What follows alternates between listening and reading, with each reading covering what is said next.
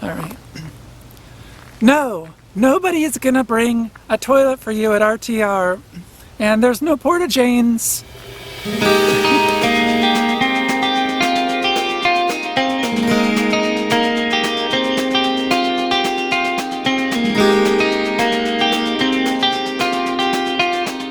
Hello, I am in Mountain View, and I'm just about ready to head down to the RTR in Quartzsite, Arizona, the Rubber Tramp Rendezvous.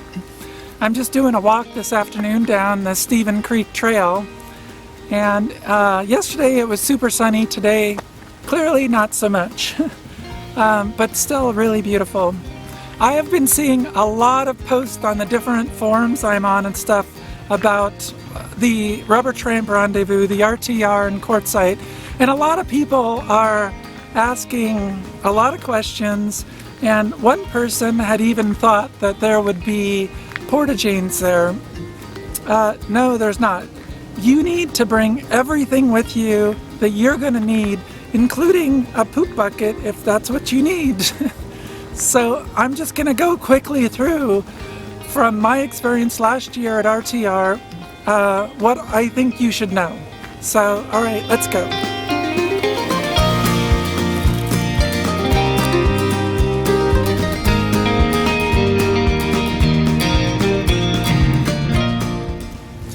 So first and foremost, as I mentioned, is a place to go to the bathroom. You absolutely cannot dig a cat hole out there. A cat hole, like the ground, is hard packed rock, and it's just not physically possible to dig a cat hole, even if it was, with 1,000 people being in a very small area. Now that would just be disastrous. You must bring something to go to the bathroom in. If you don't know yet, by some miracle, what you're going to do, just go search for a luggable loo. That's luggable and L-O-O. There's a lot of people who just use, a 5-gallon bucket with a couple of garbage bags and cat litter, and that's how they go.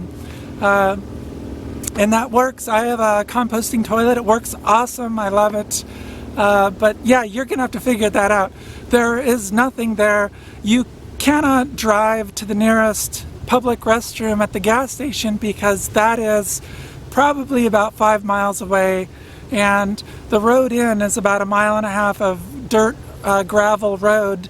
And so yeah, just driving that 10 miles or something, or 7 miles or something, yeah, it would probably take you about 15 or 20 minutes. So yeah, that's important. The second most important thing I can tell you is you're going to need a permit, and permits are free, but the permits have a date on them so that you can only be there for 2 weeks at a time. When you first drive down the road to get to RTR, it's the paved road. There is a big sign for Scat and Wash. I believe it's Scat and Wash. And right next to that it says Campground Host. So you're going to want to stop at the Campground Host and get a permit from them. Again, it's free, and it's just a big piece of paper, and you put it on your dash, and yeah, and you'll be all good to go. Oh man, I love being out here. There's so many birds and critters out here. It's gorgeous. Right over here are a whole bunch of reclaimed salt ponds. So back in the 50s and 60s and 70s, this area out here used to be a huge salt area where there's, all the Morton Salt Company and Cargill and a bunch of others had big, huge salt ponds. And it would take about 3 years to make a big enough pile of salt to where they could capture it in these things. Now, they've all been reclaimed, and yeah, it's just an absolutely beautiful area. This is all now a national wildlife refuge, and so yeah, it's just a really great place to come out and go for a walk. So Stevens Creek Trail, come on out here. I guess the next most important thing I could tell you would be There are a lot of people in the main camp. Yeah, a lot of people park very close to each other. But the good news is you don't have to move very far away to find more space. Now, the downside of moving a little bit further away, there are some very deep washes, or these gullies. And so if you're going back and forth to the seminars, you're going to have to traverse some of these. And there's a lot of loose rock in some of them, so you might have to be a little careful, especially after the sun goes down. Make sure that you have flashlights with fresh batteries in them, because yeah, you're going to need them for sure. It gets dark early, and if there's no moon, it's very, very dark.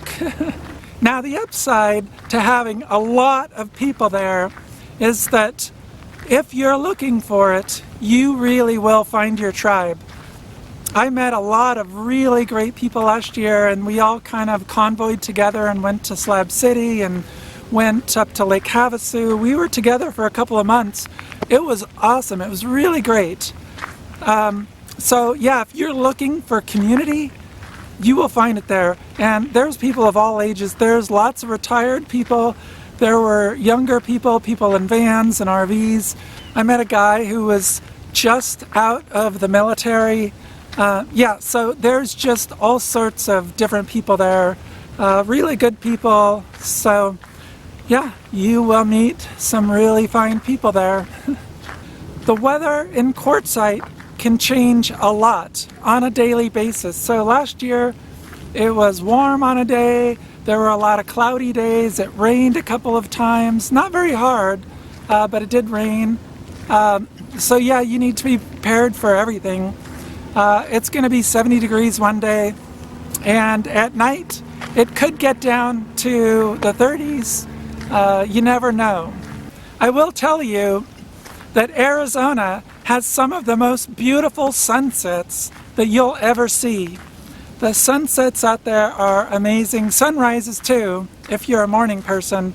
Me, not so much. I did stay up for all the sunsets though. One of the downsides for me last year was the complete lack of data access. I have both Sprint and T-Mobile, and basically I had no data access most of the time. I could make phone calls and send text, but I couldn't upload a picture to Instagram any other time but like maybe 3 a.m. in the morning. There's a library in town with Wi-Fi, but it's so overused that it's almost unusable.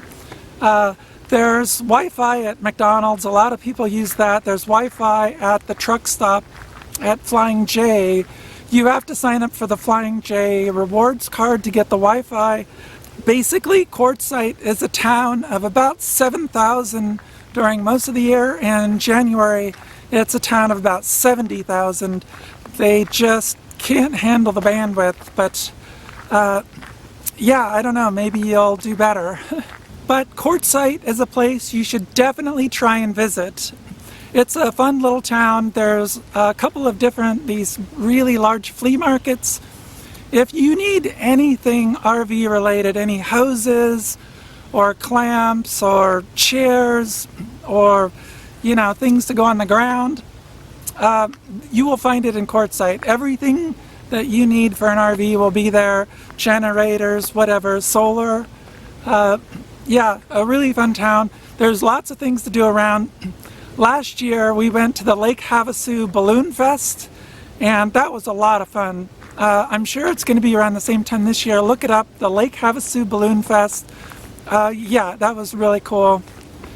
So yeah, definitely get out and see things. You may be hoping to meet the famous Bob Wells. Of course, he'll be there. He's in the white van, so he's easy to find. Just go on up to the white van and give a little knock on the door. Bob Wells is quite the character. He definitely can hold an audience. Go see one of his seminars. He's an affable guy. You can go say hi, but yeah, you definitely want to ask his permission before taking his image, because his image is like copyrighted, so you need permission to take his image.